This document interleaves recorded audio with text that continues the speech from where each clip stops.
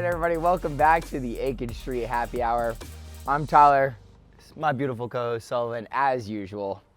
And still here. Got a special guest today, Adam Ligouri, famed bartender throughout the city, currently known at Faculty Lounge right now, where we'll actually be shooting here soon. Great fucking spot if you guys have never been there. A little doorbell on the outside, you got a ring to make sure you get in.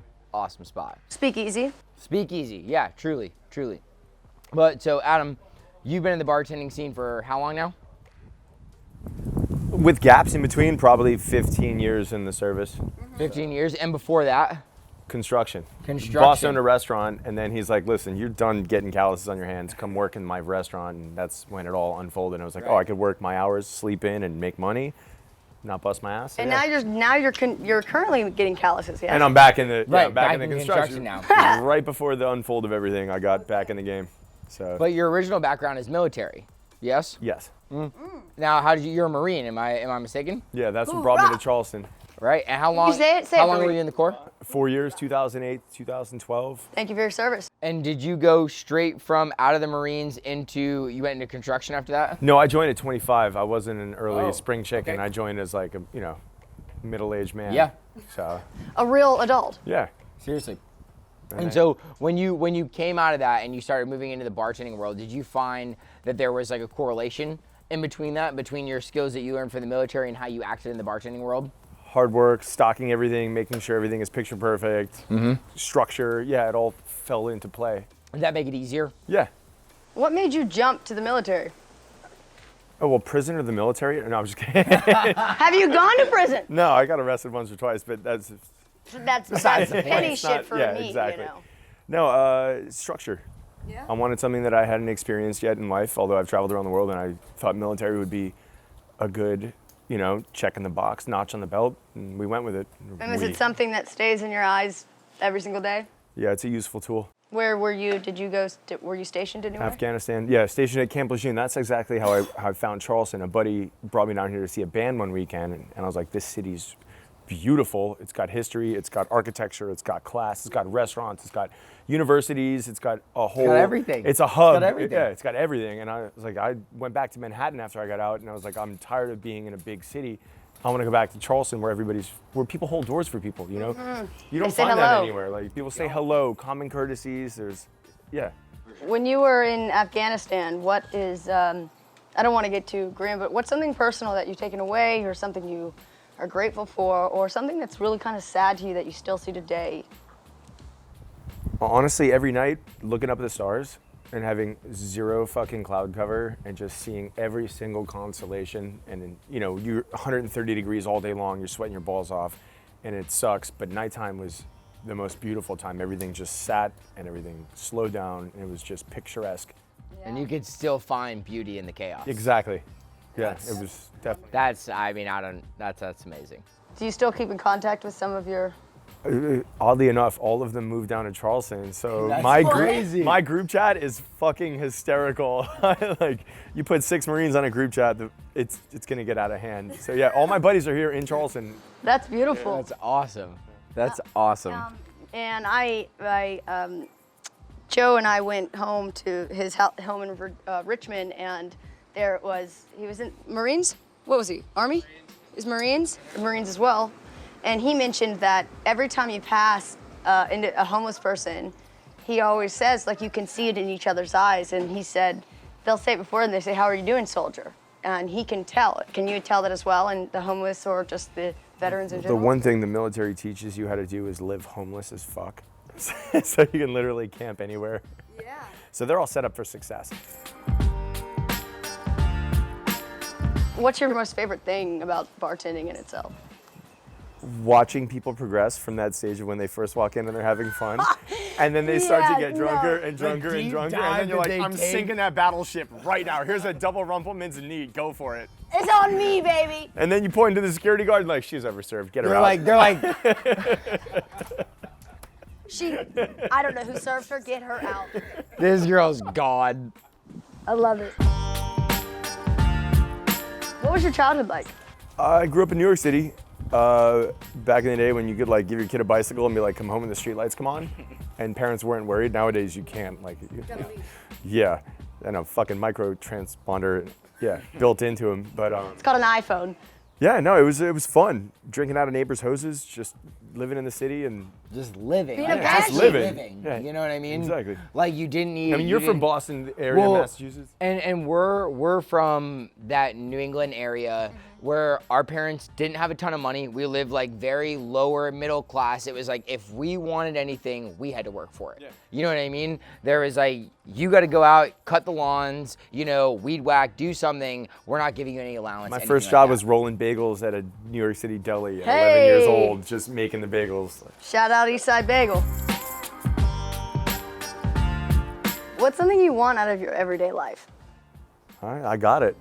Which is? She's sitting back there somewhere. Hey, baby mama. Hey, shout out to Hey, baby mama. I got it. Yeah? Yeah. And you got that dog too. Two every day. beautiful dogs. Two? Beautiful dogs. Yeah, father and son. Yeah. Yeah, they actually got laid 2 blocks over on Line Street. That's where we made them. That's awesome. Oh, you late. I dogs have are laid father in and the area. I have father and son, and people Yeah. always ask me, "Where's the mom?" I'm like, I don't know, she's some bitch across town. Jesus Christ. Jesus Christ. Next time we will be shooting Adam earlier in the afternoon. Oh wait, am I not allowed to? You're You allowed say to. whatever you want, bro. You're allowed to say. Okay, good. Fuck, Yeah. shit. So what Bitch, fuck. Uh-oh. Baby mama, are you calling? Now. It's the other hose. Yeah, I'm.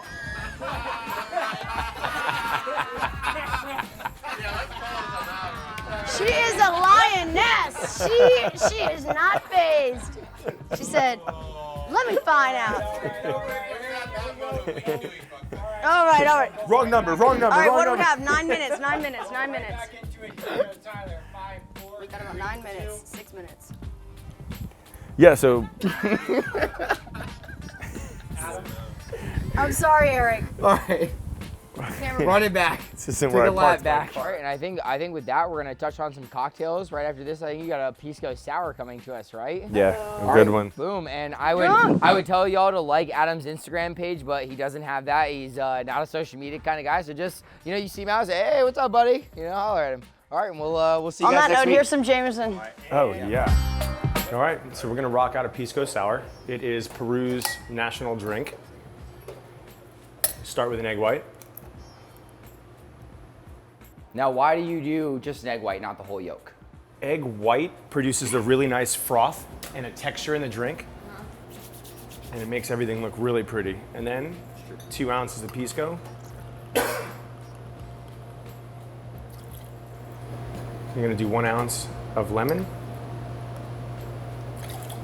half honey syrup,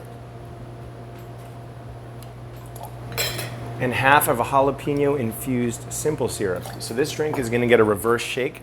That way the citrus cooks off any potential egg white problems Now, that what's a some people reverse shake have. for everybody who doesn't? So a normal shake would be ice and then serve. This, you're gonna beat it up a little bit, a little dry shake. let the citrus do its work. What this is also going to do is this is going to develop the foam for the cocktail. This is where that egg white is coming into play, and that foam is now building what will be on top of the cocktail at the end.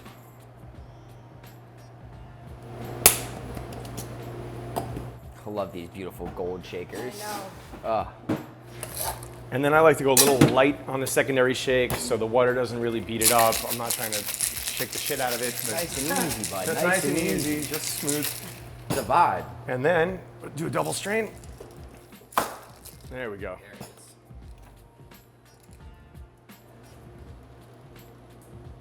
Oh, yes. Beautiful. Look at the tiny little glass. And that is, I know this one. And you're putting that through that double strainer again to aerate, right? And then you're supposed to drop Angostura in them, but I like to use a mister. That way every single sip of the drink Oh, that's so fun. Yes. gets the Angostura. All right, well, ladies first, Sullivan, tell us what you think. Pinky's out. Pinky's out, motherfucker. Pinky's out. Time to get off. Well, we come as a pair. Tasty? Yeah. Just how I remember it. It's very light, very effervescent, but the great thing about an egg white in a cocktail is it gives viscosity to it. And so you're not just drinking like what tastes like a watered down cocktail. It really has Those depth. you could just throw those over your shoulder. That's Easy. how fast they go That's down. like 2 sips. Done. I was trying to be nice with it. I was like, I can throw that whole One of thing my down. favorite drinks. Yeah, again. So good. And the thing is, most people, they don't know about Pisco. They don't know about this beautiful Peruvian spirit. And there's so many things like that, just like cachaça, you know? Like it's a form of rum that is just not seen anymore. And drinks like this are drinks that people would love, and they don't realize it, but like Pisco Sour, what's that? But they have a sip and they'd be like, I need 5 more of these right now. Well, I love when somebody says dealer's choice, if you have the time. If you say dealer's choice and I'm 3 deep at the bar getting a fucking vodka soda, but if I have the time, I'm gonna make something special, and I'll ask you what you like, what your flavor profile you prefer, you know. Or if he's really handsome, you will stop everything for that man. Yeah. Oh yeah. We'll be back. Yeah. And yeah. And so, Adam, thank you so much for making this Pisco for us. Hopefully, we'll be able to come That back didn't to you last again, long. get another one. That didn't last long at all. Not shared yet. And well, until our next cocktail, thank you all for coming out. Appreciate it. We'll see you next time.